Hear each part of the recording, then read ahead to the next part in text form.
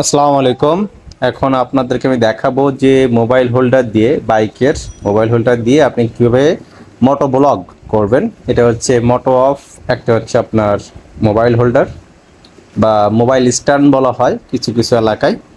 এটা দিয়ে কেমন ভিডিও করা যায় সেটি শেয়ার করছি। তার আগে এই মোটো অফের হচ্ছে ফিচার সম্পর্কে একটু বলি।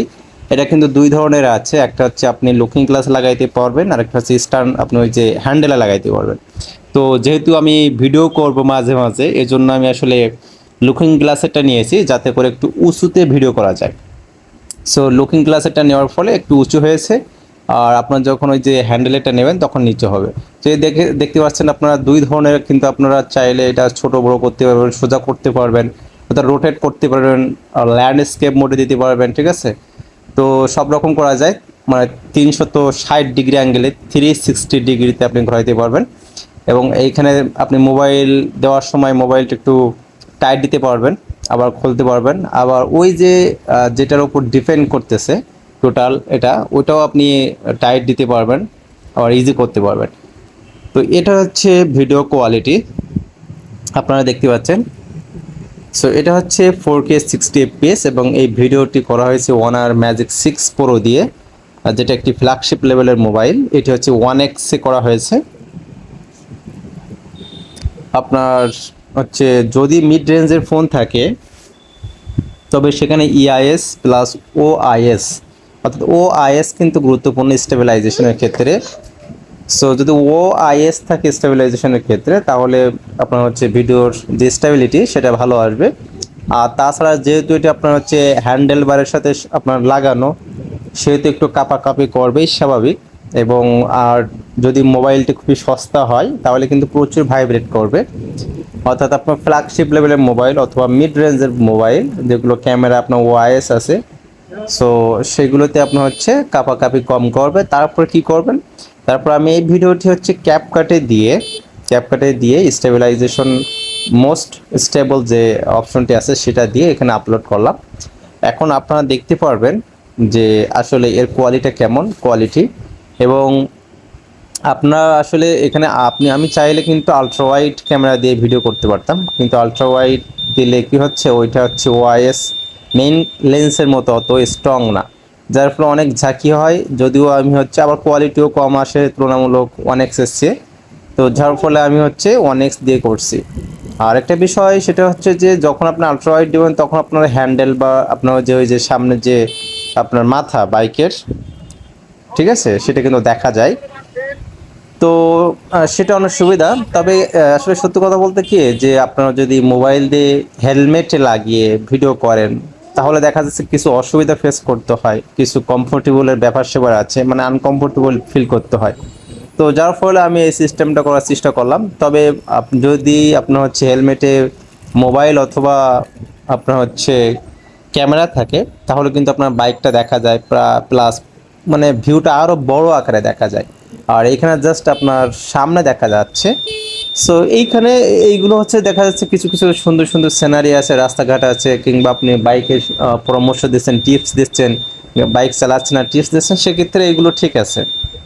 আদারওয়াইজ আপনার যে লং ভিউ, মানে ভিউটা আরও বড়, ঠিক আছে, বা ব্রড ভিউ তৈরি করতে গেলে বা নিতে গেলে সেটা আপনার হচ্ছে হেলমেট, মোবাইল অথবা দেখা যাচ্ছে আপনার ক্যামেরা যেটা আছে সেটা ইউজ করতে হবে। তবে একটা কথা বলে রাখি, সেটা হচ্ছে যদি আপনার 4K 60 fps আপনি ভিডিও করেন তাহলে কিন্তু মোবাইল এনাফ হিট হবে।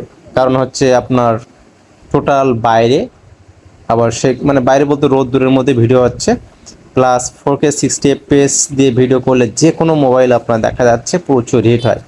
তো সব মিলে দেখা যাচ্ছে প্রচুর গরম হতে পারে। কিছু কিছু মোবাইলের উপর ডিপেন্ড করে, কিছু মোবাইল দেখা যাচ্ছে 47, 48, 50 হতে পারে, কিছু মোবাইল 44, 45 হতে পারে।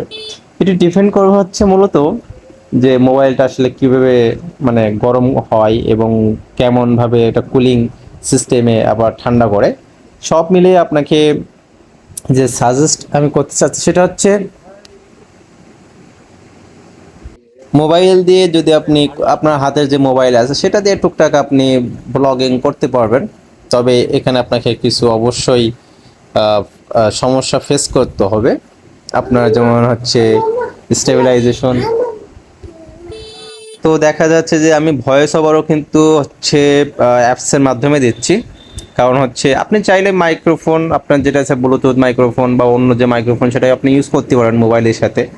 তবে আমি এটা ভয়েস ওভার দিচ্ছি। তাহলে ওভারঅল যদি সাজেশন দেওয়া যায় সেটা হচ্ছে আপনি মোটামুটি লেভেলের একটা আপনার ক্যামেরা দিয়ে মোটো ব্লগিং করতে পারবেন। দ্বিতীয় নাম্বার হচ্ছে তবে ভালো মোবাইল লাগবে এবং কিছু চ্যাটারিং থাকবে, অর্থাৎ কাপাকাপি হবে, সেগুলো স্টেবিলাইজেশন দিয়ে মোটামুটি একটা পজিশনে আসবে। দ্বিতীয় নম্বর যে বিষয়টা সেটা হচ্ছে মোবাইলটা প্রচুর পরিমাণে হিট হবে, লং টাইম আপনি ভিডিও করতে পারবেন না, বা ভিডিও করলে সেটা আপনার মোবাইলের ক্ষতি হবে, যেহেতু আপনি পুরো রোদে 45, 47, 47, 48, 50 এমন হচ্ছে গরম হবে। তো একটা বিষয়। তৃতীয় বিষয়টা হচ্ছে ক্যামেরার মতো অত সুন্দর হবে না।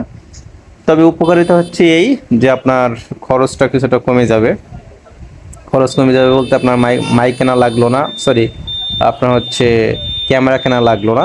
সো এটা একটা বিষয়। তাছাড়া অনেক সময় দেখা যাচ্ছে যে আপনি মোটো ব্লগিং করতে চাচ্ছেন এবং আপনি হচ্ছে ইউটিউবিং বা ফেসবুকে কন্টেন্ট তৈরি করতে চাচ্ছেন, কিন্তু দেখা যাচ্ছে আপনার ইনকাম নেই, সেক্ষেত্রে এভাবে শুরুও করতে পারেন। সো এটা প্রাইমারি শুরু করা যায় এবং সেটা ভালো।